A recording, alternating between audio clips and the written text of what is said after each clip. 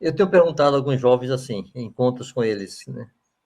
Que idade Daniel tinha quando foi levado à Babilônia cativo?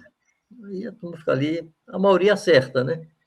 Entre 13 e 15 anos, de certa vez que a palavra hebraica utilizada lá era rapaz pequeno, né? Então seria o equivalente ao adolescente de hoje. Disse, ok. E que idade ele tinha quando foi lançado na Cova dos Leões? Aí de 25 a 60, sai de tudo. E eu digo assim, olha, ele devia estar em torno dos 80 anos. Era um velhinho, bem velhinho, bem velhinho. Aí eu concluo perguntando qual a diferença entre aquele ancião de cerca de 80 anos, jogado em uma cova com leões famintos, e aquele jovenzinho de 13, 14 ou 15 anos, que se recusou participar dos deleites ali, das iguarias de Babilônia, expondo-se a represálias graves.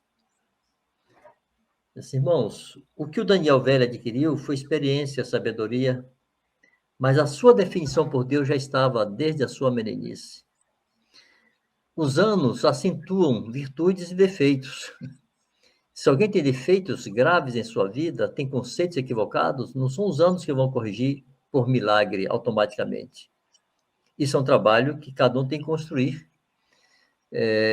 Eu tenho dito que caráter, fé e consciência se constroem e estão diretamente ligados. E se constrói confrontando nossos valores com os valores de Deus, se perguntando o que Deus pensa sobre esse assunto, o que Deus pensa sobre aquele assunto. Isso é uma pergunta que me inquietava na minha mocidade, e eu comecei a estudar a Bíblia em grande medida por causa disso. Eu precisava saber o que Deus pensa sobre cada assunto, para poder coincidir com Ele, e pensar como Ele, e me comportar como Ele. Só que, assim, esse Daniel, que aos 80 anos, possivelmente, mantinha uma disciplina de oração diária, ele não começou a orar quando velho. Aquele menino de 14, 15 anos não teria peito para enfrentar aquela turma ali, e deveria ter ali dezenas ou centenas de jovens de tudo que era nacionalidade sendo treinado por Nabucodonosor para ser os seus futuros nobres, com culturas diferentes, com hábitos diferentes, com práticas diferentes. Havia muito bullying naquele ambiente, e aquele jovenzinho não teria peito para encarar aquilo se ele não conhecesse o Deus a que ele servia.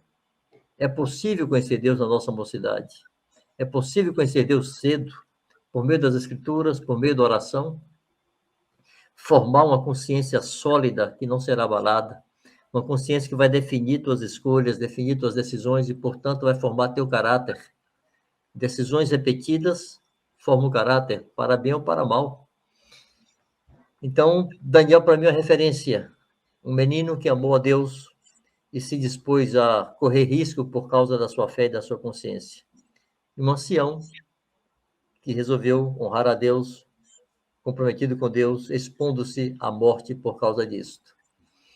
Então, nada, absolutamente nada relevante e consistente se constrói sem rotinas. Nada. Desde uma grande obra de engenharia, seja mecânica, eletrônica, civil, do que for, as grandes obras de engenharia exigem rotinas e trabalhos repetidos, procedimentos repetidos diariamente.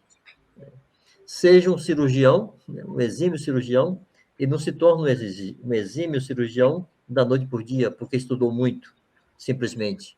Ele praticou uma vez, duas vezes, centenas de vezes. Há uma rotina, e alguns não querem essa rotina, se chateiam com rotina. Mas, irmãos, assim como a obra de arte, ou a obra de engenharia, ou a perícia de um cirurgião, ou mesmo de um mecânico, do que seja, não se adquire automaticamente, mas exige disciplina e rotina. Assim é com a nossa fé, assim é com o nosso caráter, assim é com a nossa consciência.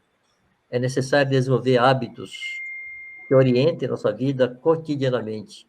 Haverão oscilações, haverão vacilos, haverão aqui e ali algo que perturba, mas a marca será uma vida devotada a Deus, disciplinadamente.